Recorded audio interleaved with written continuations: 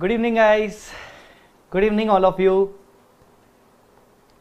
I hope आप सब अच्छे होंगे. Okay, let me take some names. कौन कौन ऑनलाइन है? अमीशा, रितिका, हीरा, काजल, ऋषभ बंसल, कुणाल, तनय, राकेश, श्रावणी, चैतन्य, कोई व्हाट्सएप स्टेटस ओनली करके है. Okay, Raj, Abhishek. Good evening guys, कैसे हैं आप लोग? Okay, Abhishek. So Wasil, Raza, Bhumi, Nivedita, Jaydeep, Preetish, Deepesh, Shalini. Okay, Shreyans, Preeti, Sistla. Okay, great. Vedant, Palak. Okay, good evening guys, good morning, good afternoon, good evening. कैसे हो सब लोग? आई होप आप सब अच्छे होंगे. मैं भी बहुत अच्छा हूं. चलिए स्टार्ट करते हैं आज का सेशन. पहले तो मुझे ये बताओ कि कितने बच्चों ने एडवांस अकाउंट्स मेरा परचेज किया है. आज का सेशन हम स्टार्ट करने वाले हैं बायबैक पर. सर वी स्मार्ट एकेडमी के और भी टीचर्स लाइव आएंगे क्या? आई होप आप सबके लिए लाइव आएंगे, एक एक करके लाइव आएंगे. बट मैंने अपना कमिटमेंट पूरा किया. मैंने जो बोला था कि मैं डेफिनेटली लाइव आऊँगा, हर चैप्टर के लिए लाइव आऊँगा, हर टॉपिक के लिए लाइव आऊँगा, और मैं लाइव आऊँगा ही आऊँगा, कुछ भी हो जाए.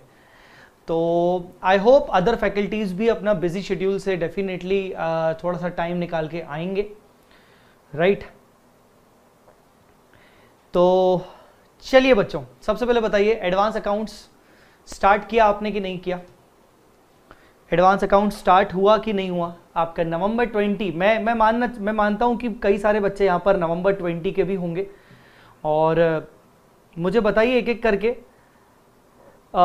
कितने बच्चे नवंबर 20 के हैं और कितने बच्चे अभी जुलाई 20 के हैं. ओके, श्रावणी कह रही है कि मैंने परचेज किया है. Wasil, Raza, I am your regular student.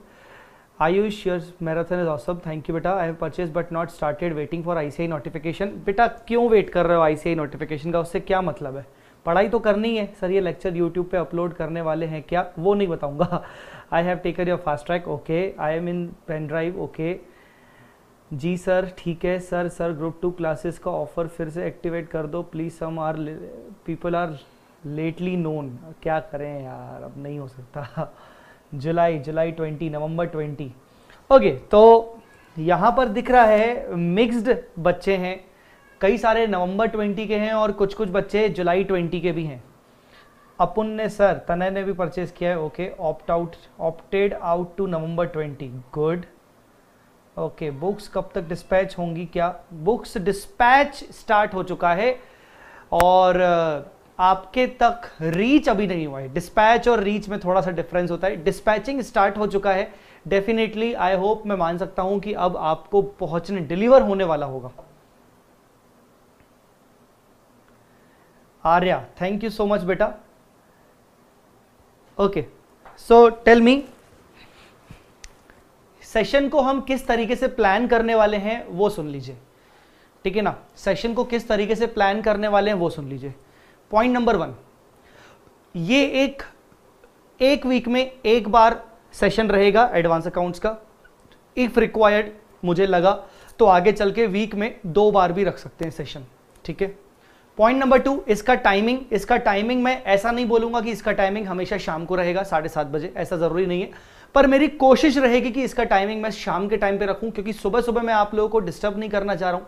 मेरा ये मानना है कि सब अपनी पढ़ाई वगैरह करके शाम तक थोड़ा बहुत थक हार जाते होंगे, तो शाम को ऑब्वियसली आपको लगता होगा कि यार अब क्या नया पढ़ें, बेहतर है कि ये रिवीजन देख लेते हैं.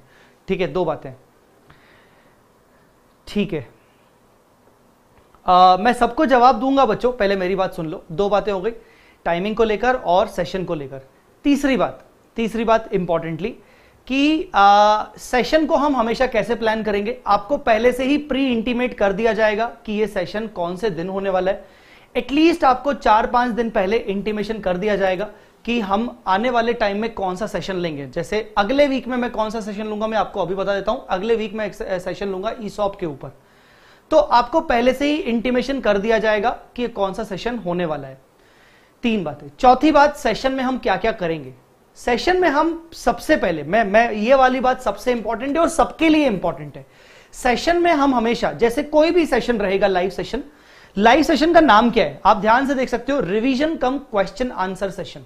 मतलब हर टॉपिक का सबसे पहले एक रिवीजन होगा। रिवीजन एक धड़ाके तरीके से रिवीजन होगा, मतलब बहुत ही क्विक रिवीजन होगा, सुपर क्विक रिवीजन होगा, ठीक है ना। और सुपर क्विक रिवीजन के बाद आपके क्वेश्चन आंसर का डिस्कशन होगा उस पर्टिकुलर टॉपिक के ऊपर। क्वेश्चन आंसर का डिस्कशन होगा मतलब आपको जो भी डाउट्स होंगे उसके रिस्पेक्ट में वो डिस्कशन होगा। तो it will be started with revision followed by, ठीक है ना, followed by your doubt session, right.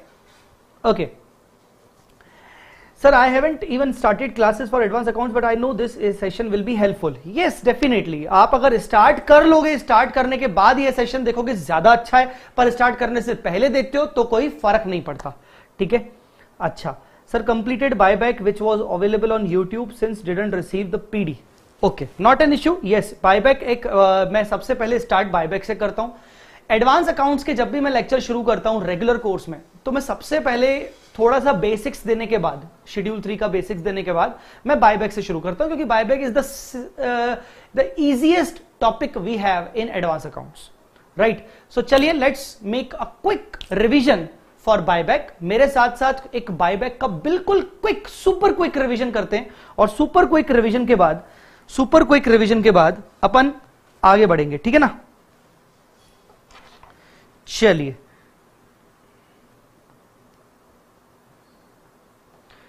आप चाहें तो अपनी कॉपी रख सकते हैं साथ में। We have to ask doubt in chat only. Yes, see जितना हो सके आप इस सेशन में अपना डाउट्स पूछते जाइए।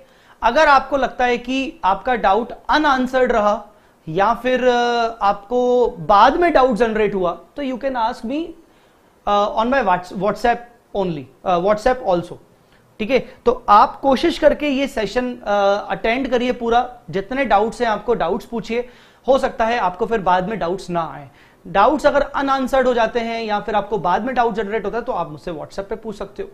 मेन पर्पस क्या है इस पूरे सेशन का, मेन पर्पस क्या है, ये चीज मुझे नहीं लगता कि ये चीज अभी तक वी स्मार्ट के अलावा किसी और ने ये स्टार्ट किया होगा। ये बहुत ही अच्छा इनिशिएटिव है कि हर टॉपिक का एक रिवीजन कम डाउट डिस्कशन होगा बच्चों के साथ में, राइट। और अच्छी सबसे बात यह है कि चाहे आप हमारे एडवांस, मतलब चाहे आप मेरे एडवांस अकाउंट्स के स्टूडेंट हैं चाहे नहीं हैं, उससे कोई फर्क नहीं पड़ता। आपका एक रिवीजन हो जाएगा, आपको सबसे अच्छा फायदा मिलेगा, ठीक है। ओके, तो let's start. We are starting buyback of equity shares. कोई मुझे यह बता सकता है बायबैक ऑफ इक्विटी शेयर्स का सेक्शन, कंपनी लॉ में सेक्शन नंबर कौन सा है? जब तक मैं स्टार्ट करूं और आपका चैट पढ़ूं तब तक आप मुझे बता सकते हो कि आपका बायबैक का सेक्शन नंबर कौन सा है कंपनी लॉ में। We have to ask doubt in chat only. सॉप का चार्ट से रिवीजन कराना सर। बिल्कुल सर, जैसी आपकी आज्ञा। Sir, I am doing self study for group 2। Okay, not an issue. I have asked a doubt in WhatsApp, please entertain it in the live session. Kaushik, आपने जो WhatsApp पे doubt पूछा है आप मुझसे यहां पर पूछ लीजिए। मुझे नहीं पता कि वो डाउट आपने WhatsApp पे क्या पूछा है, पता नहीं मैंने आपको रिप्लाई किया भी है कि नहीं, आप मुझे यहीं पर पूछ लो। सर, कितने आवर्स का सेशन रहेगा? टोटली हम कोशिश करेंगे कि हम सेशन को 1 घंटे से ज्यादा ना दें। क्यों?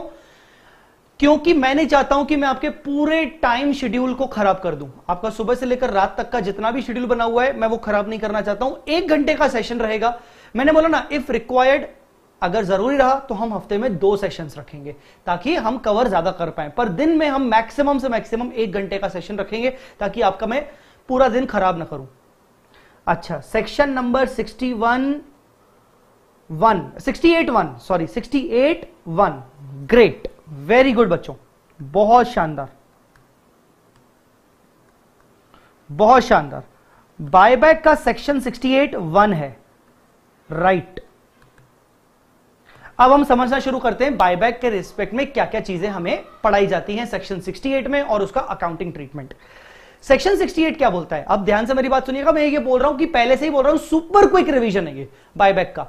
बायबैक के केस में हमें सेक्शन 68 क्या बोलता है। सेक्शन 68 कहता है कि एक कंपनी अपने इक्विटी शेयर्स का बायबैक कर सकती है। ये बायबैक का मतलब क्या होता है, बायबैक का मतलब होता है पैसे वापस करना। पैसे वापस करना मतलब जो शेयर हमने इशू किए हैं, फंड रेज किया है पब्लिक से, उस पब्लिक को मतलब इक्विटी शेयर होल्डर्स को हम पैसे वापस कर रहे हैं, हम कैपिटल का अमाउंट वापस कर रहे हैं, मतलब हम कैपिटल को रिड्यूस कर रहे हैं। बायबैक का मतलब होता है कैपिटल को रिड्यूस करना।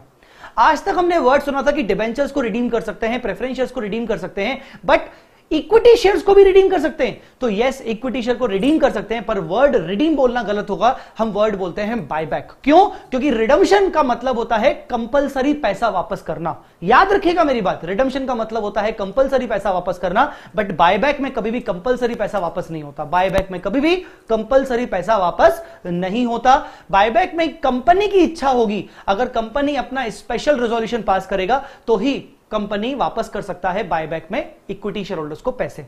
आई मेरी बात समझ में? अच्छा, यस प्रांजल, मैं पूरा advance accounts chapter wise revision करवाऊंगा along with the doubt session. ठीक है, अब मेरी बात को पहले कृपया करके ध्यान से सुन लें। Now the important is, as per section 68 says कि बायबैक, एक कंपनी अपने इक्विटी शेयर का बायबैक कर सकता है, पर उसमें कुछ इंपॉर्टेंट कंडीशंस हैं। अब लॉ वाली कई सारी इंपॉर्टेंट कंडीशन है, मैं लॉ वाली कंडीशन नहीं बताऊंगा यहां पर, ना हम डिस्कस करेंगे कि आर्टिकल्स ऑफ एसोसिएशन में ना अप्रूवल होना चाहिए, ये होना चाहिए, वो होना चाहिए। हम सबको पता है कि लॉ में हमें बायबैक पढ़ाया जाता है, उसमें क्या क्या कंडीशंस है स्पेशल। अब ये बात इतना याद रखेगा कि अगर कंपनी बायबैक करना चाहती है तो उसके लिए स्पेशल रेजोल्यूशन पास करना होता है। हां, बट अगर बायबैक सिर्फ 10% के अंदर होगा, अगर कंपनी बायबैक सिर्फ और सिर्फ 10% के अंदर रखना चाहती है, तो ऐसे केस में स्पेशल रेजोल्यूशन ना भी पास करके बोर्ड ऑफ डायरेक्टर्स अपना बोर्ड रेजोल्यूशन पास करके बायबैक को अप्रूव कर सकते हैं। बट अगर आप 10% से ज्यादा बायबैक करना चाहते हो तो ऐसे केस में इसका मतलब क्या होता है, इसका मतलब होता है कि आपको स्पेशल रेजोल्यूशन पास करना पड़ेगा। और यहां पर हम बायबैक कर रहे हैं, मतलब हम इक्विटी शेयर होल्डर्स को पैसा लौटा रहे हैं, मतलब हम शेयर कैपिटल को रिड्यूस कर रहे हैं। यहां पर बेसिकली हम क्या कर रहे हैं, रिड्यूस कर रहे हैं शेयर कैपिटल को, रिड्यूसिंग शेयर कैपिटल। हम बेसिकली शेयर कैपिटल को रिड्यूस कर रहे हैं। बच्चों मेरी बात समझ में आ रही होगी आपको, राइट? अब मोस्ट इंपॉर्टेंट क्या है, सेक्शन 68 कहता है कि कुछ कंडीशंस होनी चाहिए, कंडीशंस को फुलफिल करना पड़ेगा अगर आप बायबैक करना चाहते हो। तो कंडीशन नंबर वन क्या है? कंडीशन नंबर 1 ये है, मैक्सिमम लिमिट। सर ये मैक्सिमम लिमिट मतलब, मैक्सिमम लिमिट है मतलब कि कंपनी मैक्सिमम बायबैक कितना कर सकती है। कंपनी मैक्सिमम बायबैक कितना कर सकती है? मैक्सिमम बायबैक कर सकती है 25%। अब इस 25% को कैसे चेक किया जाएगा? 25% को दो तरीके से चेक करना पड़ेगा। 25% को दो तरीके से चेक करना पड़ेगा। कंपनी बायबैक कैसे कर सकती है, कितना कर सकती है? कंपनी मैक्सिमम 25% तक का बायबैक कर सकती है। कितना बायबैक कर सकती है? 25% तक का बायबैक कर सकती है। अब ये 25% कैसे चेक किया जाएगा? 25% of total outstanding number of shares. Company total जितना भी नंबर ऑफ शेयर्स कंपनी के पास टोटल जितने भी टोटल इक्विटी शेयर्स हैं, कंपनी के पास जितने भी total number of equity shares हैं, उसका मैक्सिमम 25% कंपनी बायबैक कर सकती है। कितना? मैक्सिमम 25%। कितना? मैक्सिमम 25%। और दूसरा एंड है, दूसरा 25% of total paid up capital plus free reserves. तो एक तो नंबर के फॉर्म में अगर हम बात करें, in the form of numbers, ये हुआ इन फॉर्म ऑफ नंबर्स, और ये हुआ इन फॉर्म ऑफ अमाउंट। मतलब company maximum number of shares कितने बायबैक कर सकती है? 25% of the total outstanding numbers. और कंपनी मैक्सिमम रुपया रोकड़ा कंपनी कितना पैसा, कितना रोकड़ा वापस कर सकती है? कंपनी कितना वापस कर सकती है? Total paid up capital plus free reserve, total paid up capital plus free reserve. अब आप पूछोगे सर फ्री रिजर्व में क्या आता है? फ्री रिजर्व में क्या क्या आता है? फ्री रिजर्व में आता है जनरल रिजर्व, P&L और security premium. General reserve, P&L और सिक्योरिटी प्रीमियम। तो फ्री रिजर्व में आता है जनरल रिजर्व, सिक्योरिटी प्रीमियम और P&L। अच्छा सर रेवेन्यू रिजर्व भी आता है क्या? जनरल रिजर्व का दूसरा नाम होता है रेवेन्यू रिजर्व। मैं रीवैल्यूएशन रिजर्व नहीं बोल रहा हूं, मैं रेवेन्यू रिजर्व बोल रहा हूं। सो कंपनी की सबसे पहले सेक्शन 68 की सबसे पहले रिक्वायरमेंट ये है, कंडीशन ये है, मोस्ट इंपॉर्टेंट कंडीशन, कि आप मैक्सिमम बायबैक कितना कर सकते हो? मैक्सिमम बायबैक आप कर सकते हो 25% in the form of numbers, तो 25% ऑफ टोटल आउटस्टैंडिंग शेयर्स, और in the form of amount, in the form of amount, तो अमाउंट के फॉर्म में आप कर सकते हो टोटल कंपनी के पास कितना पेड अप कैपिटल है प्लस कितने फ्री रिजर्व्स हैं, उसका टोटल मिला के आप 25% तक का अमाउंट आप रीपे कर सकते हो, बायबैक कर सकते हो, अपने इक्विटी शेयर होल्डर्स को पैसा वापस कर सकते हो। दूसरी कंडीशन है debt equity ratio. Date equity ratio क्या कहता है? डेट इक्विटी रेशियो टेस्ट कहता है कि कंपनी बायबैक कर सकती है, शर्त यह है, कंपनी बायबैक कर सकती है, शर्त यह है कि बायबैक करने के बाद कंपनी का डेट इक्विटी रेशियो 2:1 से ज्यादा नहीं जाना चाहिए। मतलब आप ये डेट इक्विटी रेशियो क्या होता है सर? डेट इक्विटी रेशियो का मतलब होता है debt upon equity, debt upon equity, debt upon equity. ये डेट इक्विटी रेशियो मतलब डेट अपॉन इक्विटी। डेट मतलब long term loans, long term loans मतलब डिबेंचर्स आपने इशू किए हैं, आपने बैंक से लोन लिया है, तो आपके जितने भी लोन्स हैं, डेट्स हैं, वो आपने इशू किए, डिवाइडेड बाय इक्विटी। इक्विटी मतलब घर का पैसा। देखो किसी भी कंपनी में जब हम पैसा लगाते हैं तो पैसा दो तरीके से लगता है। एक तो शेयर होल्डर से पैसा लेके, मतलब प्रोप्राइटर्स, मतलब कैपिटल। किसी भी कंपनी में जब पैसा लगाया जाता है तो दो तरीके से लगाया जाता है, एक कैपिटल के रूप में मतलब इक्विटी, और दूसरा बाहर से पैसा उधार लेके, बोरो करके। तो जो बोरोइंग होती है उसको डेट बोलते हैं। तो एक रेशियो होता है जिसको हम बोलते हैं date equity ratio. Date equity ratio 2:1 से ज्यादा नहीं होना चाहिए। डेट इक्विटी रेशियो 2:1 से ज्यादा नहीं होना चाहिए। इसका इंटरप्रिटेशन क्या है? मतलब आपकी कंपनी में अगर 100 रुपए का कैपिटल लगाया गया है तो मैक्सिमम से मैक्सिमम 200 रुपए की बोरिंग हो सकती है। मतलब यह कि 100 रुपए के कैपिटल पर मैक्सिमम 200 रुपए की बोरिंग हो सकती है। अगर 200 रुपए से ज्यादा बोरिंग हुई, मतलब बोरिंग जितनी ज्यादा हुई कंपेयर टू कैपिटल, उतना ज्यादा कंपनी के लिए नुकसान है, क्योंकि कंपनी बर्डनाइज्ड हो जाएगी। कंपनी के ऊपर इंटरेस्ट वाली लायबिलिटी बहुत ज्यादा हो चुकी है, कंपनी को इंटरेस्ट पे करना पड़ेगा, और कंपनी आके एक दिन हो सकता है कंपनी बंद हो जाए, खत्म हो जाए, क्योंकि कंपनी में बोरिंग बढ़ती जा रही है। तो याद रखना डेट इक्विटी रेशियो 2:1 से ज्यादा नहीं होना चाहिए after the boring, after the buyback. Buyback करने के बाद कंपनी में डेट इक्विटी रेशियो 2:1 से ज्यादा नहीं होना चाहिए। तो ये दो बहुत ज्यादा महत्वपूर्ण कंडीशंस हैं जिसके बेसिस पर हम हमेशा बोलते हैं कि बायबैक करना है तो आपको ये दोनों कंडीशन फॉलो करनी पड़ेगी। अब इंपॉर्टेंट बात दूसरी क्या है? ये तो हो गई बायबैक के रिगार्डिंग बात की क्या है। अब अपन बात कर रहे हैं source of buyback. Source of buyback, source of buyback. ये सोर्स ऑफ बायबैक मतलब क्या? बेटा बायबैक करना चाहती है कंपनी, क्या करना चाहती है? बायबैक। बायबैक करना चाहती है मतलब क्या होगा? कंपनी शेयर कैपिटल वापस करना चाहती है, मतलब कंपनी अपने शेयर होल्डर्स को पैसा वापस कर रही है।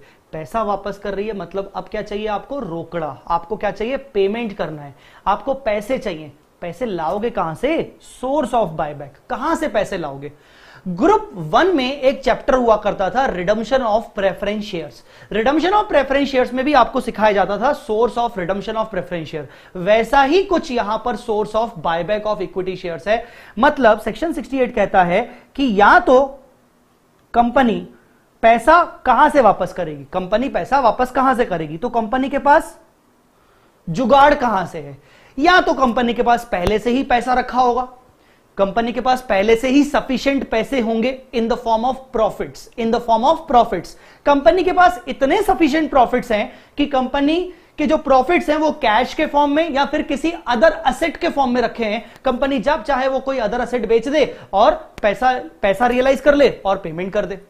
तो पहला सोर्स है in the form of profits, in the form of profits, existing profits, existing profits, that is free reserves, मतलब जनरल रिजर्व और P&L और सिक्योरिटी प्रीमियम अकाउंट।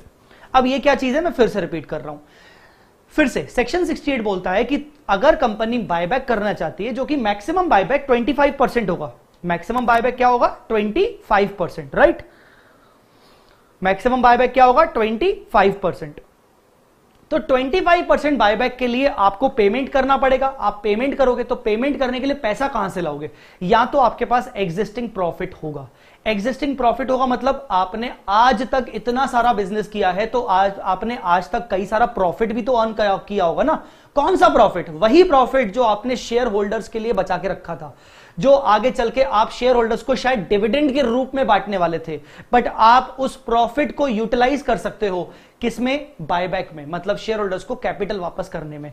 वो प्रॉफिट किस फॉर्म में रखा होगा, आप सब जानते हो कि जो प्रॉफिट होता है वो हमारी बैलेंस शीट के रिजर्व्स एंड सरप्लस में दिखता है। प्रॉफिट दिखता है बैलेंस शीट के रिजर्व्स एंड सरप्लस में, पर वो किस फॉर्म में रखा होगा, असेट साइड में वो किस नाम पे होगा, या तो वो कैश के नाम पे होगा, बैंक के नाम पे होगा, या फिर वो किसी दूसरी असेट के नाम पे होगा। अगर वो किसी दूसरी असेट के नाम पे होगा तो आप उसको सेल कर दोगे और आप यहां से पैसे जितने भी रियलाइज होंगे आप उससे बायबैक करना शुरू करोगे। तो कुल मिला के इसका मतलब आपके पास एग्जिस्टिंग अच्छा खासा पैसा रखा हुआ है प्रॉफिट्स के फॉर्म में, या फिर कोई असेट रखी हुई है जो कि आपने आज तक बनाई हुई है, प्रॉफिट कमा कमा के आप उस असेट को बेच दोगे और आप बायबैक करोगे। दूसरा, या तो फिर अगर आपके पास सफिशिएंट प्रॉफिट्स नहीं है, मतलब आपके पास सफिशिएंट पैसा नहीं है, सफिशिएंट असेट्स नहीं है, आप कुछ बेच नहीं सकते, आप बायबैक करने के लिए आपके पास रोकड़ा नहीं है, ऐसे केस में आप क्या करोगे, ऐसे केस में आप ये कर सकते हो, proceeds of fresh issue, proceeds of fresh issue of specified securities, proceeds of fresh issue of specified securities, मतलब कुछ सिक्योरिटीज जो कि अलाउड हैं। अब ये मत पूछना कि कौन सी अलाउड हैं, वो एक्चुअली रूल्स में लिखा हुआ है, कंपनीज रूल्स में लिखा हुआ है कि कंपनी कौन सी सिक्योरिटी इशू कर सकती है बायबैक के लिए।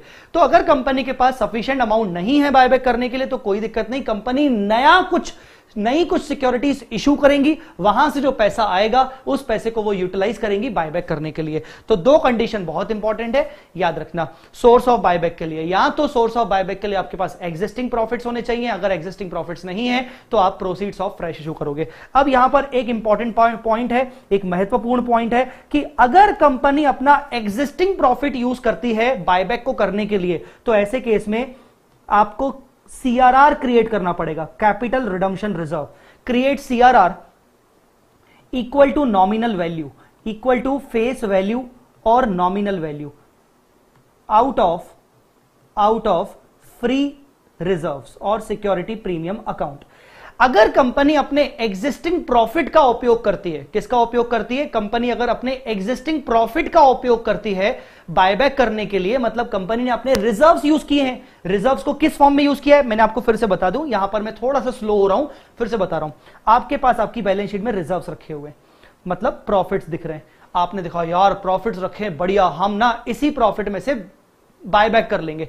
अब ये प्रॉफिट असेट साइड में किसी न किसी फॉर्म में रखा होगा ना, या तो कैश के फॉर्म में या तो अदर असेट्स के फॉर्म में। तो आपने मान लीजिए कैश का यूज किया, आपने बैंक का यूज किया, या फिर आपने कोई असेट बेची, अल्टीमेटली आपका असेट साइड गिर गया।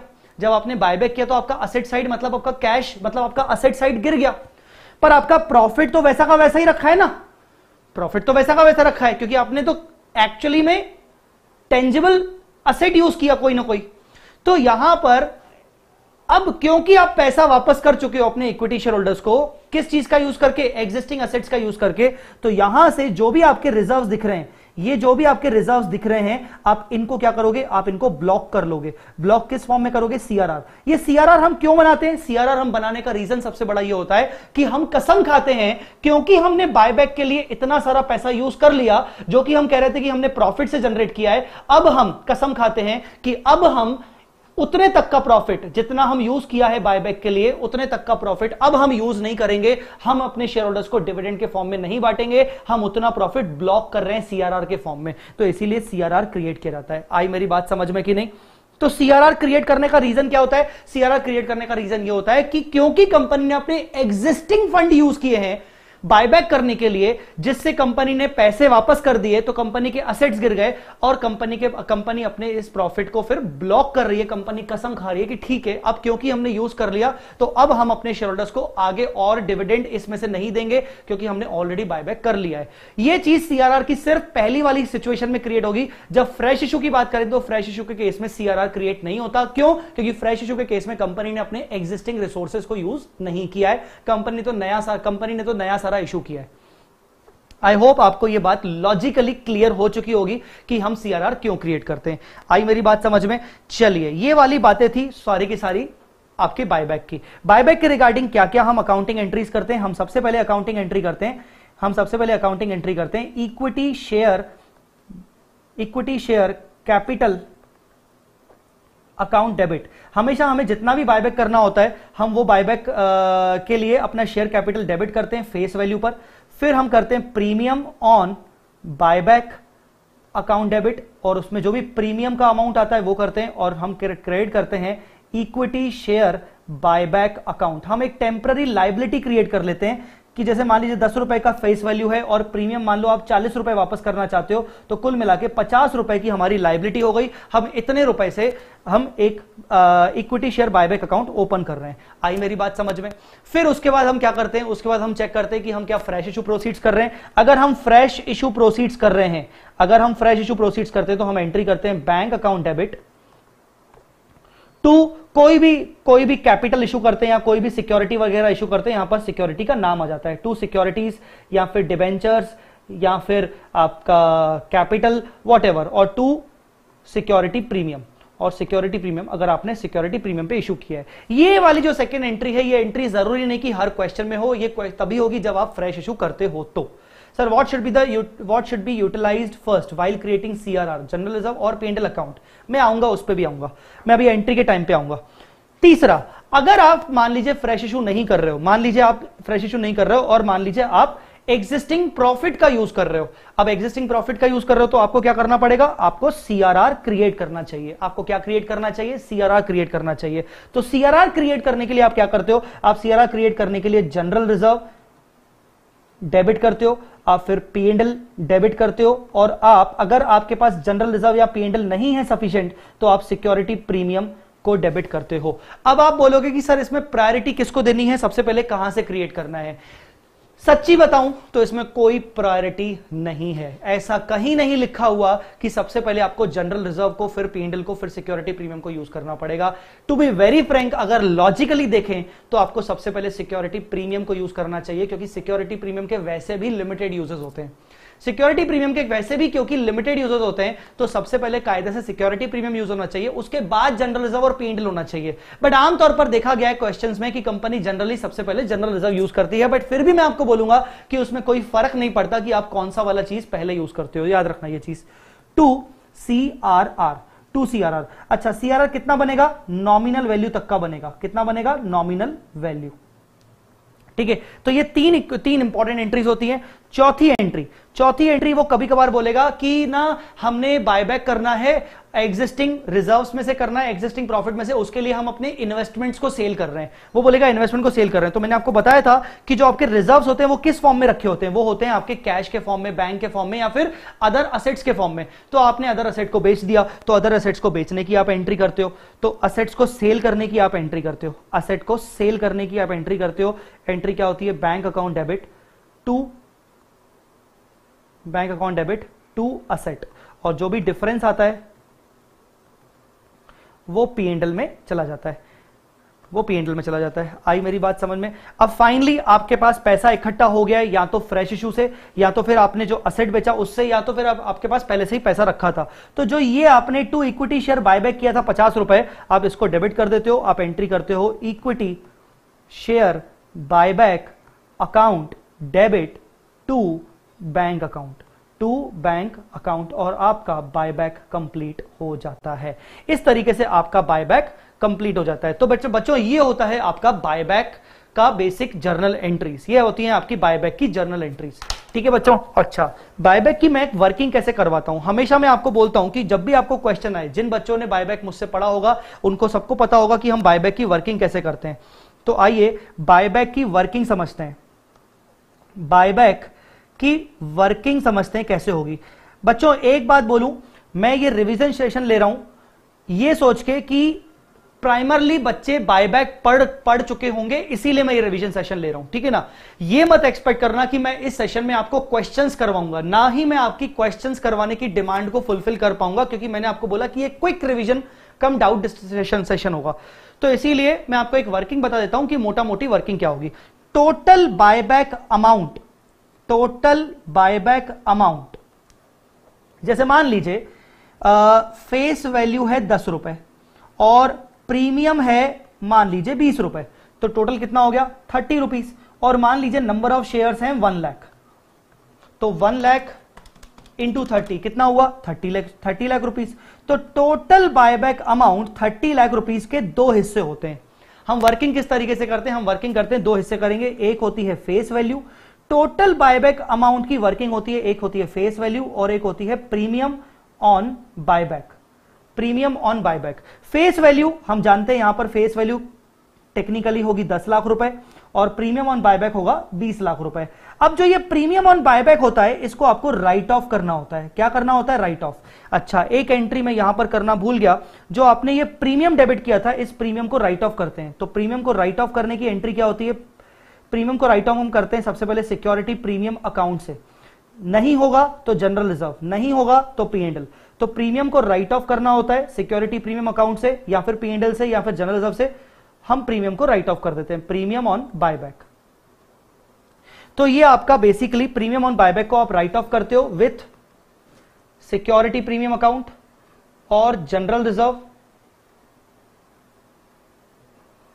और P&L, ठीक है। और जो ये फेस वैल्यू होता है, इस फेस वैल्यू के दो हिस्से होते हैं। सर ये फेस वैल्यू के दो हिस्से क्यों होते हैं, आप ये चेक करते हो कि आपने फ्रेश इशू प्रोसीड्स कितना किया है और आपने एग्जिस्टिंग प्रॉफिट कितना यूज किया है। तो आप यहां लिखते हो out of fresh issue proceeds. अगर क्वेश्चन में फ्रेश इशू प्रोसीड्स कुछ भी नहीं हुआ तो हम मान लेते हैं कि पूरा का पूरा हम एग्जिस्टिंग प्रॉफिट से यूज करते हैं।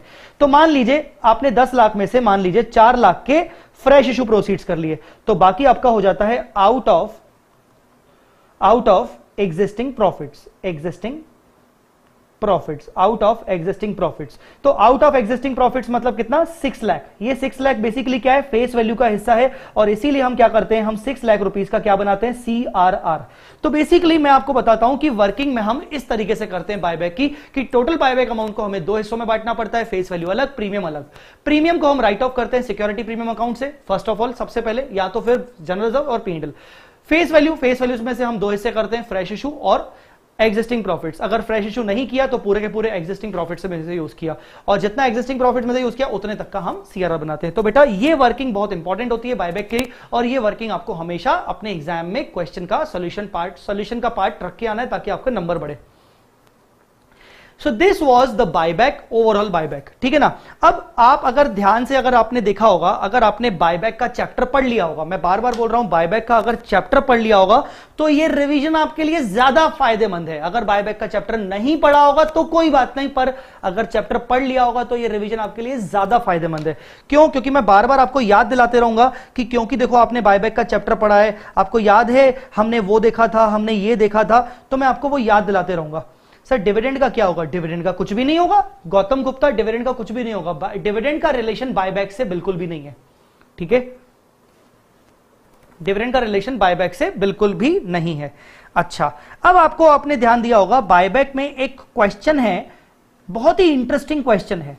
बायबैक में एक क्वेश्चन है, मुझे क्वेश्चन का नंबर तो ऐसे याद नहीं आ रहा, बट वहां वो पूछता है आपसे कि बताइए मैक्सिमम कितना नंबर ऑफ शेयर्स बायबैक कर सकते हैं as per the requirement of section 68(1).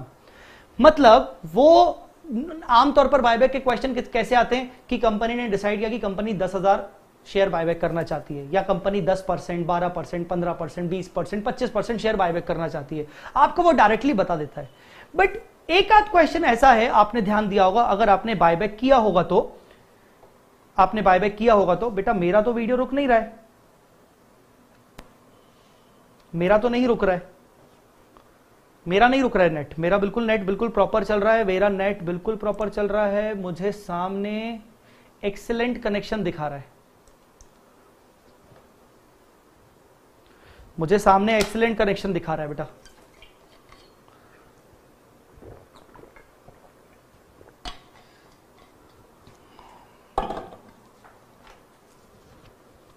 अच्छा, आगे बढ़ते हैं। तो एक क्वेश्चन है बायबैक में, एक दो क्वेश्चन है जहां वो बोलता है कि बताइए मैक्सिमम बायबैक कंपनी कितना कर सकती है। तो ऐसे केस में हमें 3 टेस्ट करने पड़ते हैं। वो 3 टेस्ट कौन से होते हैं? 3 टेस्ट के नाम होते हैं। सबसे पहले share outstanding test. Share outstanding test जैसा मैंने आपको बताया यहां पर कि कंपनी मैक्सिमम बायबैक कितना कर सकती है, जितने भी कंपनी के पास टोटल नंबर ऑफ शेयर्स हैं उसका 25%। तो company maximum total share outstanding test कैसे करेगी? शेयर आउटस्टैंडिंग टेस्ट करने का तरीका होगा 25% of total outstanding equity shares. Total outstanding equity shares. Buyback affect on equity का पार्ट भी रिवाइज करवा दीजिएगा। कौशिक तुम क्या बोल रहे हो? बायबैक इफेक्ट ऑन इक्विटी का पार्ट भी रिवाइज कर दीजिएगा, मतलब बेसिकली कहना क्या चाह रहे हो? Buyback affect on equity, affect on equity, equity पे उसका अफेक्ट पड़ता है, मतलब इक्विटी कैपिटल गिरता है। इसमें तुम क्या पूछना चाहते हो? दूसरा टेस्ट होता है शेयर रिसोर्स टेस्ट। सर ये रिसोर्स टेस्ट मतलब ये वो सेकंड वाला 25%, ये वाला 25% की अमाउंट के फॉर्म में कंपनी कितना पैसा वापस कर सकती है। तो बेसिकली शेयर रिसोर्स टेस्ट हम कैसे करते हैं? शेयर रिसोर्स टेस्ट हम करते हैं, ये करने पर हमें क्या मिल जाता है? Maximum number. और शेयर रिसोर्स टेस्ट क्या करते हैं? हम करते हैं total paid up capital plus free reserve. इसका बेसिकली ये टोटल हो जाता है और इसका हम करते हैं 25%। तो जो ये आता है ये आता है बायबैक अमाउंट, ये आता है बायबैक अमाउंट। इसको डिवाइड करते हैं बायबैक प्राइस पर शेयर, बायबैक प्राइस पर शेयर। और जैसे ही आप डिवाइड करते हो, तो ये आपका आ जाता है मैक्सिमम नंबर्स, मैक्सिमम नंबर। तो देखो मैक्सिमम नंबर एक आपका यहां से निकला, एक मैक्सिमम नंबर यहां से निकला। 2 तरीके हो गए, 2 टेस्ट हो गए। मैंने आपको बोला कि आपके कुल मिला के 3 टेस्ट होते हैं। बायबैक के जो सबसे हायर लेवल के क्वेश्चंस होते हैं वो बात कर रहा हूं कि जहां बायबैक से आपसे वो पूछता है कि बताइए मैक्सिमम नंबर ऑफ बायबैक हम कितना कर सकते हैं। उसके लिए आपको 3 टेस्ट करने पड़ते हैं। पहला शेयर आउटस्टैंडिंग टेस्ट, दूसरा शेयर रिसोर्स टेस्ट, और तीसरा होता है जो शायद एक बच्चे ने पूछा भी था कि सर डेट इक्विटी वाला बता दीजिए। तीसरा होता है debt equity test, debt equity test. ये डेट इक्विटी टेस्ट कैसे करते हैं? डेट इक्विटी टेस्ट मतलब 2:1 से ऊपर नहीं होना चाहिए। तो हम इस डेट इक्विटी टेस्ट के लिए क्या करते हैं? सुनिए, हम डेट इक्विटी टेस्ट के लिए बोलते हैं कि भाई after buyback date equity ratio maximum कितना होना चाहिए? 2:1। कितना होना चाहिए? 2:1। तो हम बोलते हैं कि अगर डेट इक्विटी रेशियो 2:1 होना चाहिए तो मतलब debt upon equity is equal to 2/1। मान लीजिए आपके पास सपोज डेट होता है 5 करोड़ रुपीस का, आपके पास मान लीजिए डेट है 5 करोड़ रुपीस का। तो आपका क्या आ जाता है? इक्विटी, आपका आ जाता है इक्विटी आफ्टर बायबैक। मतलब आपके पास equity after buyback maximum minimum कितनी होनी चाहिए? 2.5 करोड़ मिनिमम। अगर आपकी इक्विटी बायबैक होने के बाद रिमेनिंग इक्विटी समझ रहे हो मैं क्या बोल रहा हूं? इक्विटी का मतलब paid up share capital plus free reserve. मेरे प्यारे बच्चों, मैं कह रहा हूं इक्विटी मतलब paid up capital plus free reserves, ठीक है? सर अनकॉल्ड अमाउंट और कॉल्स एंड अरियर्स में बायबैक हो सकता है क्या? नहीं हो सकता। अगर कंपनी का जो शेयर है वो अनकॉल्ड अमाउंट है, पार्टली पेड अप है, तो कंपनी उसको बायबैक नहीं कर सकती, बिल्कुल भी नहीं कर सकती। अब ध्यान से सुनिएगा, यहां 5 करोड़ आपके डेट्स थे और मैंने इक्विटी को यहां पर ई रखा, मतलब यहां पर मिसिंग रखा, और इज इक्वल टू 2/1 रखा। तो मेरे को समझ में आ गया कि मेरी मिनिमम इक्विटी, मिनिमम बोल रहा हूं, मैक्सिमम नहीं बोल रहा हूं, मिनिमम इक्विटी 2.5 करोड़ होनी ही चाहिए अगर मुझे अपना रेशियो बरकरार रखना है 2:1।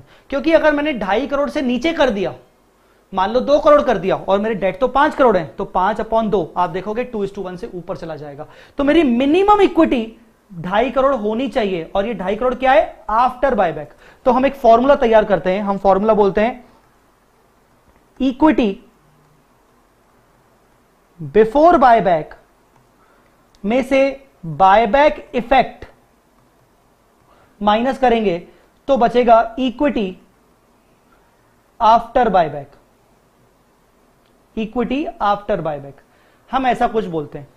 अगर मेरे पास बिफोर बायबैक जो भी इक्विटी होगी, सपोज मेरे पास 4 करोड़ की इक्विटी है और मेरे पास होनी कितनी चाहिए, 2.5 करोड़ की, मेरे पास 2.5 करोड़ की इक्विटी होनी चाहिए, तो ये आ जाता है आपका बीच का बायबैक इफेक्ट। तो कहने का मतलब हम किस तरीके से करते हैं, हम एक फॉर्मूला बनाते हैं, buyback equity before buyback minus buyback effect is equal to equity after buyback. मतलब मेरे पास बायबैक से पहले की इक्विटी कितनी थी, मैं इसमें अगर मैं बायबैक करता हूं तो बायबैक के कारण क्या क्या हट जाएगा, और मेरे पास एंड में 2.5 करोड़ की इक्विटी, मतलब मिनिमम इक्विटी कितनी होनी चाहिए। ठीक है, ये जो बायबैक इफेक्ट होगा ये कहां से लाओगे, ये आप लाओगे from balance sheet. From balance sheet ये बायबैक इफेक्ट कैसे आता है, ये बायबैक इफेक्ट बेसिकली आपका क्या आता है, आप इसमें बेसिकली फेस वैल्यू आपका नीचे डाउन होता है, फिर आप जो प्रीमियम राइट ऑफ करते हो वो आपका डाउन होता है, और अगर आपने कुछ सीआरआर बनाया है, सीआरआर क्रिएट किया है तो उतने से डाउन होता है। तो बायबैक इफेक्ट में ये 3 चीजों का इंपैक्ट आता है। कौन सी 3 चीजों का इफेक्ट आता है, फेस वैल्यू का, प्रीमियम का और सीआरआर का। इसमें मैंने सबको शॉर्टकट बताया था। इसमें शॉर्टकट क्या बताया था, इसमें मैंने आपको शॉर्टकट बताया था कि सपोज बायबैक प्राइस अगर मान लीजिए आपका फेस वैल्यू अगर मान लीजिए आपका 10 रुपए है और बायबैक प्राइस मान लीजिए आपका है 50 रुपए, तो प्रीमियम कितना हो गया, 40 रुपए। तो आप बोलते हो कि मान लीजिए मैक्सिमम नंबर ऑफ बायबैक से एक्स होंगे, मैक्सिमम नंबर ऑफ बायबैक मान लीजिए एक्स होंगे, तो आप बायबैक इफेक्ट कैसे करते हो, आप बायबैक इफेक्ट कैसे करते हो, आप बोलते हो कि भाई 10x से तो मेरी फेस वैल्यू जाएगी, कैसे, 10 rupees per share, x number of buyback, तो 10 रुपए एक शेयर पर, तो टोटल शेयर में जितने भी बायबैक करूंगा उतने से मेरा फेस वैल्यू कैपिटल कम होगा, कैपिटल मेरा रिड्यूस होगा। 40x से मेरा क्या रिड्यूस होगा, my reserves will be reduced. Sir क्यों, मेरे रिजर्व क्यों रिड्यूस होंगे 40x से, क्योंकि मेरा 50 में से 10 गया तो कितना बचा, 40 मेरा प्रीमियम है और प्रीमियम को मुझे राइट ऑफ करना होता है रिजर्व्स में से। तो बायबैक के कारण मेरा 40 रुपीज पर शेयर से मेरा रिजर्व्स घटेगा, क्योंकि मेरा प्रीमियम मैं एक्स्ट्रा दे रहा हूं, मुझे उस प्रीमियम को राइट ऑफ भी तो करना पड़ेगा। देखिए मैंने एंट्री भी की थी, ये देखिए मेरे रिजर्व्स गिर रहे हैं, तो राइट ऑफ करने से मेरे रिजर्व्स गिरेंगे। तो 10x से मेरा कैपिटल गॉन, 40x से मेरे रिजर्व्स गॉन, और इसके अलावा अगर मैं सीआरआर बनाता हूं तो सब जानते हैं कि सीआरआर हमेशा फेस वैल्यू का बनता है, मतलब 10 रुपए का बनता है। मतलब कितना बनता है, 10 रुपए का बनता है। तो ऑब्वियसली फिर से मेरा 10x because of CRR will be created and free reserves, क्योंकि फ्री रिजर्व्स में से क्रिएट होते हैं, free reserves will be reduced. तो सीआरआर मेरा क्रिएट होगा और फ्री रिजर्व्स मेरे रिड्यूस होते हैं, तो मेरा अल्टीमेटली सीआरआर बनेगा रिजर्व्स में से, तो मेरे रिजर्व्स कम हो रहे हैं, मेरा ये बायबैक इफेक्ट हो रहा है, और इस तरीके से मेरा यहां पर बचेगा इक्विटी आफ्टर बायबैक। तो मैंने क्या बोला था, मैंने बोला था कि अगर आप देखोगे 10 40 10 कितना हुआ 60। अगर मेरा बायबैक प्राइस 50 रुपीज है तो मेरा अल्टीमेट बायबैक इफेक्ट 60x से जाएगा। अगर मेरा बायबैक 50 रुपीज नहीं है, बायबैक मेरा है सपोज 70 रुपए, तो मेरा बायबैक इफेक्ट होगा 80 रुपए। कैसे, 70 में 10 रुपए फेस वैल्यू, 60 रुपए प्रीमियम और 10 रुपए अलग से सीआरआर। तो बेसिकली मैं आपको एक ये तरीका मैंने हमेशा अपनी क्लासेस में बताया है, जो बच्चे मुझसे ऑब्वियसली पढ़ रहे होंगे तो वो बच्चे जानते होंगे कि किस तरीके से हम इसको क्रिएट करते हैं। ठीक है बेटा, ये था एक आपका बायबैक का effect because of debt equity. तो 3 टेस्ट आपको करने पड़ते हैं, 3 टेस्ट से आपको यहां पर भी आपको एक्स की वैल्यू आ जाती है। एक्स की वैल्यू यहां पर जो आपकी एक्स की वैल्यू आएगी वो आपका मैक्सिमम नंबर आएगा। अब आप देखिए तीनों टेस्ट में जो आपका मैक्सिमम नंबर आता है ये मैक्सिमम नंबर, ये मैक्सिमम नंबर और ये मैक्सिमम नंबर, आपको क्या करना पड़ता है, आपको करना पड़ता है which ever is lower, which ever is lower, और जब आप विच एवर इज लोअर करते हो वो आपका मैक्सिमम नंबर ऑफ बायबैक निकल जाता है। Guys understood? So this was your basically buyback का इंटायर रिविजन। आई होप आपने ये चैप्टर जब पढ़ा होगा तो ये सारी बातें अब आपकी यहां से रिवीजन से और ज्यादा अच्छे तरीके से, पक्के तरीके से क्लियर हो गई होंगी। एक लास्ट बात बता दूं, कभी कभार वो पूछता है क्वेश्चन में कि calculate net asset value after buyback. Sir ये क्या होती है नेट असेट वैल्यू? सर ये क्या पूछता है वो नेट असेट वैल्यू? बेसिकली ये नेट असेट वैल्यू कुछ नहीं होता, वो बोलता है कि बायबैक करने के बाद आप अपने इक्विटी शेयर की नेट असेट वैल्यू निकालिए। ये नेट असेट वैल्यू होता क्या है? नेट असेट वैल्यू का मतलब होता है all assets after buyback minus all outside liabilities after buyback. जो भी टोटल आता है उसको आप डिवाइड करते हो number of equity shares after buyback. Buyback के बाद आपके पास जितने भी नंबर ऑफ इक्विटी शेयर्स बचते हैं वो, तो ये आपकी आ जाती है net asset value, net asset value. तो बेटा ये होता है आपका नेट असेट वैल्यू। हो सकता है कुछ बच्चों ने देखा हो कि एक आध क्वेश्चन में पूछता है वो कि calculate net asset value after buyback, तो बायबैक के बाद आपकी असेट नेट असेट वैल्यू कितनी है, मतलब एक शेयर की कितनी वैल्यू है वो पूछता है। ठीक है, चलिए। So guys this was buyback का रिवीजन। अब कोई बोल रहा है विवेक सर प्लीज वन क्वेश्चन। बेटा बिल्कुल नहीं, सॉरी माफ करना, मैं क्वेश्चन तो फुल फ्लेज में खुद से नहीं करवाऊंगा। कई चीज में आपको कुछ डाउट है तो आप डाउट पूछ सकते हो। This was the total revision. मैंने आपको पहले ही बोला ये सेशन सिर्फ और सिर्फ आपके एक रिवीजन लेक्चर्स हो रहे हैं प्लस डाउट डिस्कशन हो रहे हैं। यहां पर अगर मैं आपको बोल लो ये सब क्वेश्चन करवाने बैठ गया तो बेटा मतलब फिर सत्यानाश हो जाएगी चीजों का, ठीक है ना। फिर तो ये है कि मतलब मैं आपको आके घर पे आके पढ़ा रहा हूं, चम्मच से मैं आपको खाना खिला रहा हूं। It should not be like that. मतलब हर चीज की एक लिमिट होती है, उस लिमिट में अगर आप सेशन को देखोगे तो आपको मजा भी आएगा। Sir if the shares are partly paid up do we have to pass the final call entries first before solving buyback some?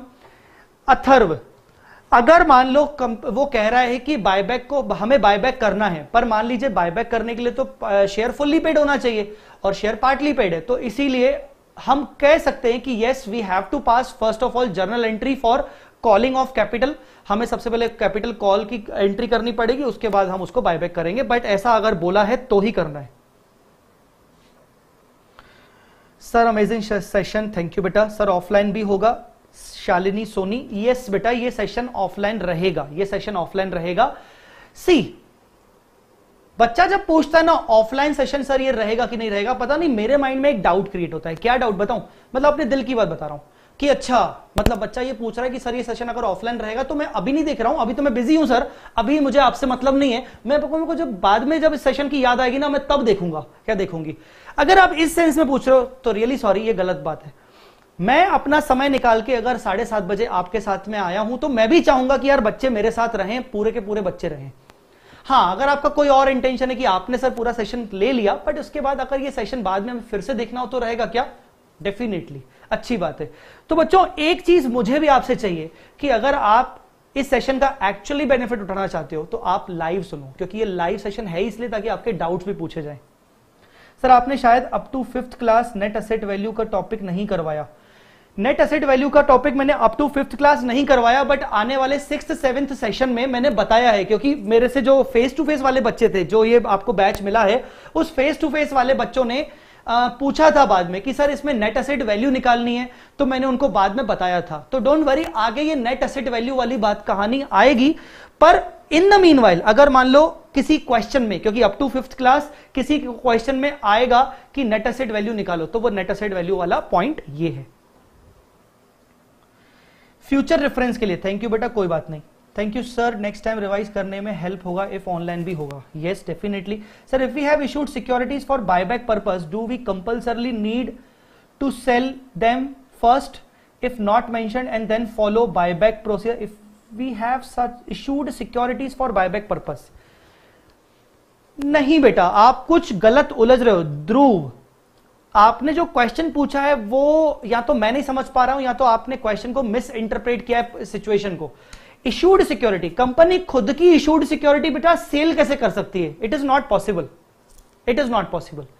Company खुद की इशूड सिक्योरिटीज को सेल कैसे करेगी? आपने वर्ड लो लिखा है issued securities buyback purpose, do we compulsory need to sell them? हां, क्वेश्चन में ये लिखा होता है preference shares issued 2 months ago for the purpose of buyback. तो इसका मतलब यह है कि वो फ्रेश इशू है और वो फ्रेश इशू पहले से ही हो चुका है 2 महीने पहले. तो आप उसको सेल नहीं करते हो, आप उसको यूटिलाइज करते हो. तो उसमें आपको सिर्फ आपको यहां पर इस कैलकुलेशन में रखना पड़ता है, फ्रेश इशू में रखना पड़ता है. ध्रुव, आई होप आपको यह पॉइंट क्लियर हो गया होगा. Aditi, thank you so much. It is really very helpful, sir. If possible, please conduct the session twice in a week so that it will be really very helpful for the student appearing in July attempt. See, if required, मैं आगे चल के सोचूंगा इसके regarding कि हफ्ते में 2 बार रखना है तो अपन डेफिनेटली करेंगे. Sir please tell the schedule of revision classes. बेटा रिवीजन क्लासेस का जो शेड्यूल होगा आप इसी लेक्चर के नीचे जाइए, डिस्क्रिप्शन में जाइए. सेकंड वाला सेशन कब होगा उसका शेड्यूल मैंने डाल दिया है. तो बेटा अपकमिंग शेड्यूल जो भी होगा वो आपको मुझसे पूछने की जरूरत नहीं होगी, वो पहले से ही अपडेट हो चुका होगा. उसका डेट वगैरह इसके डिस्क्रिप्शन में आ जाएगा. जब मैं सेकंड सेशन लूंगा उसके डिस्क्रिप्शन में थर्ड वाले का डेट आ जाएगा. तो आपको बार बार मुझसे पूछने की जरूरत नहीं पड़ेगी.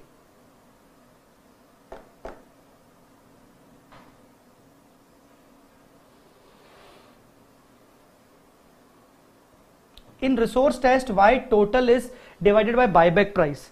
Resource test, why total is divided by buyback price? बहुत अच्छा क्वेश्चन पूछा है, मैं बता देता हूं. रिसोर्स टेस्ट में हमने बायबैक प्राइस से डिवाइड क्यों किया? बेटा बायबैक प्राइस का मतलब क्या होता है? बायबैक प्राइस का मतलब होता है फेस वैल्यू देखो 10 रुपए है, बायबैक प्राइस मान लीजिए मैं 50 रुपए रख रहा हूं, मतलब मैं एक शेयर पर 50 रुपए वापस कर सकता हूं. अब थोड़ा सा मैथमेटिकली इसको सोचो. कौशिक, आपने ये सवाल पूछा है मुझसे कि सर हमने डिवाइड बायबैक प्राइस पर शेयर से क्यों किया? बेटा ये बायबैक अमाउंट है. ये बायबैक अमाउंट का मतलब क्या? मैक्सिमम आप कितना लौटाना चाहते हो. बायबैक अमाउंट का मतलब क्या है? Maximum amount that can be return. Total amount कितना रिटर्न कर सकते हैं. और ये 50 रुपीज क्या है? पर शेयर, मतलब एक शेयर पर कितना रिटर्न कर सकते हैं. तो बेस सेम करना पड़ेगा ना. टोटल कितना रिटर्न कर सकता हूं और एक शेयर पर कितना रिटर्न कर रहा हूं. तो बेस सेम रखने के लिए टोटल कितना रिटर्न कर सकता हूं और एक शेयर पर कितना रिटर्न कर रहा हूं, तो बेस सेम करने के लिए मैंने ये डिवाइड किया. आई बात समझ में? कौशिक, आई होप आपको क्लियर हो गया होगा. सर बाकी के लेक्चर भी ऐसे चैनल पे होने वाले हैं? बिल्कुल यस, इसी चैनल पे होंगे. सर ये 1 आवर वापस आ गई लाइट. सर ये 1 आवर हमारा प्रोडक्टिव के साथ बिजी भी रहा. Thank you so much. कब है नेक्स्ट क्लास? मेरे नालायक बच्चों, नेक्स्ट क्लास कब है वो डिस्क्रिप्शन में लिखा हुआ है. डिस्क्रिप्शन में लिखा हुआ है यार मेरे हिसाब से. और अगर डिस्क्रिप्शन में नहीं लिखा हुआ, अच्छा इसमें डिस्क्रिप्शन में नहीं लिखा, मुझे लगा मेरी टीम ने डिस्क्रिप्शन में लिख लिया होगा. कोई बात नहीं, मुझे लगा टीम ने डिस्क्रिप्शन में लिख लिया होगा. डिस्क्रिप्शन में नहीं लिखा तो नेक्स्ट क्लास जो होगी उसका लिंक भी इसी चैनल पे आ जाएगा. वैसे जो नेक्स्ट सेशन है वो 1 जुलाई को है, पर मैं एक्सपेक्ट कर रहा हूं कि अभी आप और डाउट्स पूछोगे. डाउट्स हैं क्या? You can use offer price in the resource test. हाँ, मतलब बायबैक प्राइस बोलो या ऑफर प्राइस बोलो, बेटा नाम से क्या रखा है? विवेक टेल मी, आपका घर पे नाम हो सकता है पप्पू हो. सो घर पे नाम पप्पू है, बाहर आपका नाम विवेक है, इट डजंट मैटर ना. You are what you are basically. So वैसे ही मैं उसको बोल रहा हूं बायबैक प्राइस, आप उसको बोलो offer price, it doesn't matter, कोई दिक्कत नहीं है. 1 जुलाई को है अभी. Sir I wrongly received group 1 books instead of group 2 books. I informed about same 7-8 days before yet. Moksha, अगर आपको ऐसा है तो मोक्षा आप मुझे पर्सनली व्हाट्सएप करो सारी डिटेल्स, मैं आपकी हेल्प कर दूंगा. Sir what if free reserves given are inadequate to create CRR? यही तो पॉइंट है. अगर फ्री रिजर्व्स आपके पास इनएडिक्वेट हैं, that means you have to make fresh issue proceeds, because if the free reserves are insufficient, मतलब समझ जाओ कि आपको बाकी के फ्रेश इशू करना पड़ेगा। अथर्व, आई होप आपको समझ में आ गया होगा। Sir please provide an audio to make a note and copy for future reference, that is sale of investment as using internal resource, debt equity test.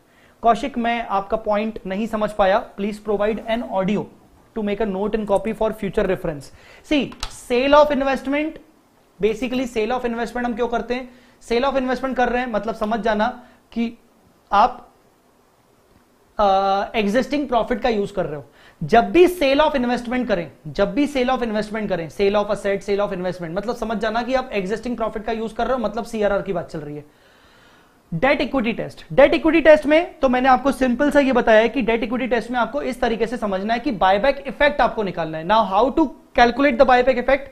Total number of equity shares to be bought back आप x मानोगे, कितने shares आप buyback करोगे उसको आप x मानोगे। जो भी आपका बायबैक प्राइस होगा उसमें आप 10 रुपीज फेस वैल्यू ऐड कर दोगे, तो वो आपका बायबैक इफेक्ट होगा। आपका बायबैक प्राइस मान लीजिए 60 रुपीज है तो आप 70x कर दोगे बायबैक इफेक्ट में। अगर आपका मान लीजिए बायबैक प्राइस 40 रुपीज है तो आप बायबैक इफेक्ट में 50x कर दोगे, क्योंकि फेस वैल्यू 10 रुपीज होगी। सर 1 जुलाई को किस चैप्टर का होगा रिवीजन बता दीजिए please, so that we will revise it before the class. 1 जुलाई को ईसॉप होगा, 1 जुलाई को ईसॉप होगा।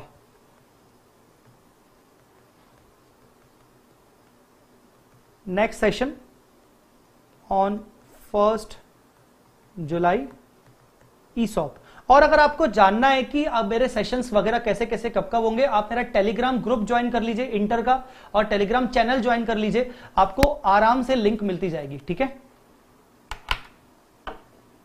सर एग्जाम के बारे में बता दो, बहुत कंफ्यूजन है कि होंगे या नहीं, प्लीज गाइड। मैं क्या बोलूं बेटा, आईसीआई को परमिशन मिल नहीं रही है किसी भी स्टेट से। अभी तक सुनने में आया कि कुछ खास परमिशन मिली नहीं है, तो मैं कुछ कह नहीं सकता हूं। मतलब मुझे पर्सनली लगता है, मेरा गट फीलिंग कह रहा है अभी तक जितनी इंफॉर्मेशन आई है कि एग्जाम नहीं होंगे, मेरे को ऐसा लगता है अभी तक तो।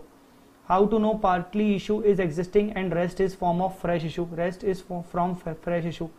How to know partly issue is existing? Balance sheet में कृष्णा, राइट, बैलेंस शीट में जो आपका इक्विटी शेयर होगा वो 10 रुपए फेस वैल्यू होगा। फिर आपको इसमें देखना है कि फुल्ली पेड है कि पार्टली पेड है। फुल्ली पेड है तो वह डेफिनेटली 10 रुपए होगा, और पार्टली पेड है तो यहां लिखा होगा 8 रुपए, 6 रुपए, 7 रुपए, तो आप समझ जाओगे कि ये पार्टली पेड है,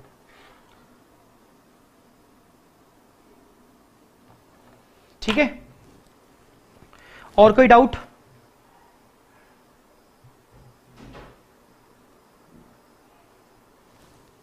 और कोई doubt?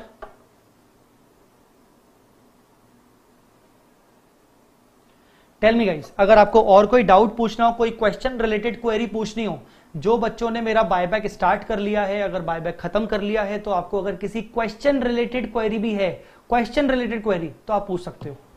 Tell me guys, question related query है तो आप पूछ सकते हो, नहीं तो मैं क्लास को ओवर करूं। Tell me, because we have already done with 1 hour revision session. मेरे हिसाब से 1 घंटा हो चुका है। सर नवंबर 20 वालों के एग्जाम पोस्टपोन होने के चांसेस हैं क्या? बिल्कुल भी नहीं। Jainam, right now I can say definitely कि नवंबर 20 का एग्जाम पोस्टपोन होने के चांसेस बिल्कुल नहीं है। सोचना भी मत, बिल्कुल मत सोचना, 1% भी ना सोचकर आप इसको पढ़ाई में इफेक्ट मत करना। सर प्रेफरेंस शेयर्स का बायबैक हो सकता है क्या? सुदर्शन नालायक बच्चे, प्रेफरेंस शेयर्स का बायबैक नहीं होता, प्रेफरेंस शेयर्स का रिडम्पशन होता है, जो कि अकाउंट्स ग्रुप 1 में चैप्टर है। नालायक इसलिए बोला क्योंकि अकाउंट्स ग्रुप 1 में ऑलरेडी चैप्टर है। दिल पे मत लेना, नालायक इसलिए बोला क्योंकि ऑलरेडी ग्रुप 1 में इसका चैप्टर है। पगले, at time for making CRR। Okay, मुझे बाकी कोई डाउट समझ आया नहीं। कृष्णा, मुझे आपका डाउट नहीं समझ में आया। At time for making CRR, what you want to ask at time for making CRR? What you actually wanted to ask?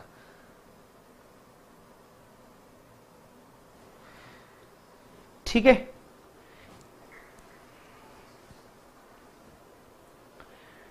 Tell me बच्चों, जैसे ये वीडियो खत्म हो जाएगा मैं इस वीडियो के डिस्क्रिप्शन में नेक्स्ट सेशन का लिंक डाल दूंगा, टाइमिंग डाल दूंगा, टॉपिक नंबर डाल दूंगा, और मैं अपना इंस्टाग्राम और इन सब की लिंक डाल दूंगा ताकि आप मुझे फॉलो कर सको।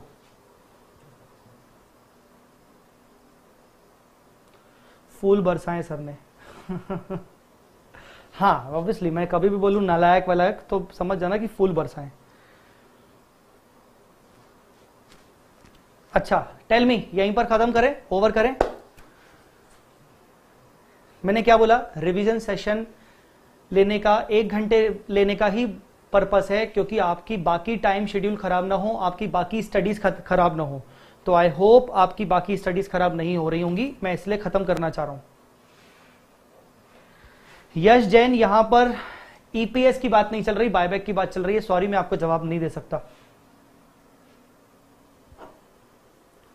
Krishna Sharma, module illustration number 3, module illustration number 3 क्या है? मॉड्यूल इलस्ट्रेशन नंबर 3 में आप मुझे डायरेक्टली पूछो, मॉड्यूल इलस्ट्रेशन नंबर 3 में आप क्या एग्जैक्टली पूछना चाहते हो मुझे वो बताओ। चलिए आई थिंक शायद बच्चे जो एक्चुअली जो जेन्युइन होता है ना, जेन्युइन स्टूडेंट, मतलब जिसका काम हो गया, उसने वीडियो को बंद कर दिया, चलो हो गया, वो बच्चे जा रहे हैं धीरे धीरे करके, बच्चे धीरे धीरे करके कम होते जा रहे हैं। मतलब समझ में आ रहा है कि यस अब बच्चों का काम होता जा रहा है। तो कृष्णा शर्मा, बस मैं आपके लिए वेट कर रहा हूं। मॉड्यूल 3 इलस्ट्रेशन, मॉड्यूल में इलस्ट्रेशन नंबर 3 में क्या पूछना चाह रहे हो ये बताओ। मेरे पास करंटली मॉड्यूल 3 अभी अवेलेबल नहीं है, सॉरी। अगले सेशन में मैं जरूर ट्राई करूंगा कि हर चैप्टर के साथ मैं मॉड्यूल भी साथ में रखूं, पर अभी मेरे पास मॉड्यूल नहीं है। तो sorry Krishna, right now I don't have module, so मैं नहीं देख सकता। अगर आप मुझसे कुछ पूछना चाह रहे हो उसमें तो डेफिनेटली आप पूछ सकते हो, अदरवाइज आप व्हाट्सएप कर लेना, ठीक है। चलिए खत्म करें सेशन को, मुझे लगता है आप सबके रिप्लाई भी नहीं आ रहे। सेशन को हम यहीं पर ओवर करते हैं, सेशन को हम यहीं पर कंक्लूड करते हैं गाइस। आपकी पढ़ाई अच्छी चले, इसीलिए मैं सेशन सिर्फ 1 घंटे रखना चाह रहा हूं ताकि ज्यादा डिस्टर्बेंस ना हो। अगला सेशन 1 जुलाई को होगा, ईसॉप के ऊपर होगा, टाइमिंग प्रोबेबली 7:30 बजे शाम का ही होगा, ठीक है। चलो guys, thank you so much, bye bye, जय माता दी, अल्लाह हाफिज।